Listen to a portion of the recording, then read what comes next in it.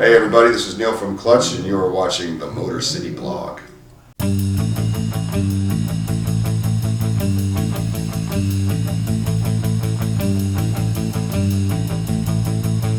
Tour's been great.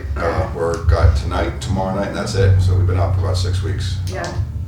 Despite its success, I'm ready to go home.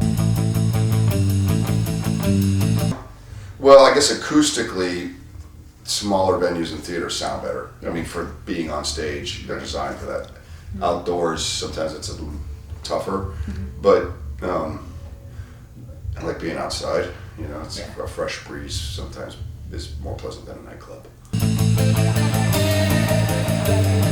I try to, always keep in mind that every show is the most important one, and even though you might want to stay up late after a great show, you have to think about the one that's happening tomorrow, and it's hard to eat well because at 1, 2 in the morning, the only places that are open are doing chicken wings and pizza. Yeah. So I usually start out a tour really well, but at this point, I've thrown everything to the wind that I'm eating terribly. Well, I was lucky I had a really good surgeon, and it could have gone awry because it could have affected my vocal cords, because they just yanked the whole thing to the side and throw some screws in there. But it's made me think about, how much you take health for granted when everything's fine, and eventually you have to pay a bill if you're not doing what you're supposed to do. So now I just have a very steady regimen of stretching and exercise to keep it mobile. Yeah. But all in all, it was a lot easier than I kind of braced myself for. I don't bang my head. That's a no-no. That's what got me in that place in the first place for the most part. But now that I'm the days stretching, or at least I try to, I find it a bit easier just to move around on stage, just because I'm not, being in a tour bus or a van, you sleep, kind of constantly in a braced position, subconsciously. You never truly relax, and I think the older you get, the more difficult it is to relax from that when you get up in the morning. So it helps out, doing the stretching thing, and sometimes you got to do yoga in a disgusting dressing room, but such is life. I guess that's my cross to bear. Well, Clutch is hopefully a sum greater than its parts. If you take out any one part of the equation, suddenly it's not that sound that people have come accustomed to over these 25 years. Right. And it's kind of like the hive mind. Writing with other musicians is a good exercise sometimes because we're so comfortable with each other musically. Well, that's easy. We take turns. The first night Dan will do it, and then John Paul, third night I'll do it, then fourth night Tim, and then we repeat. Granted, if there's a song that one of us wants to play that we haven't played in a long time, we'll give each other a heads up so we can practice it at sound check. We've got hundreds of songs, and we can only, tonight, we can play about 16 of them. Yeah. So you're always going to leave out some, and there'll always be that person that is mad because they didn't hear this or that. Right. But you can't do that. It's just you can't please everybody. The limitations of reality. Well, it's kind of like picking your own kid. Yeah. Some of them have more problems than others. Self-titled is, I think, the record that sent us off in the direction that we're on today, whereas Transnational was sort of we were still figuring out what we were all about. Yeah. So Self-titled, even though I know I could probably sing circles around those songs better than I did back then, it's still kind of dear to my heart because that was when Clutch became Clutch to my ears. And of course, like any other musician, I'm going to plug my latest record because that's the freshest and it's the most exciting. So those two. Clutch charting on Billboard and being #1 on iTunes is also indicative of anemic album sales in general. That wouldn't have happened 15 years ago with competing with CD sales. But because of the internet and because of us kind of taking control of what we do, we're not trying to turn this band into some multi-platinum wonder story. We sell the right amount of records to the right people, and slowly over time that number gets bigger and bigger and bigger. It's not because we figured out how to write a Karen Carpenter song. So I think that has a lot to do with it. It's a lot of hard work and also kind of being a bit of luck at the right place at the right time. And also, I mean, at the end of the day, they're good songs, because if the songs suck, there's really nothing to discuss at the beginning. So that's at least how I think about it. Absolutely not. I mean, I still run into people like when they'd say, "What label are you on?" and we say, "Oh, we put out our own records," and they look at you like, "Oh, sorry." You know, that there's this stigma that if you put out your own records, that it's a mission of some kind of failure because you're not indentured to some major label.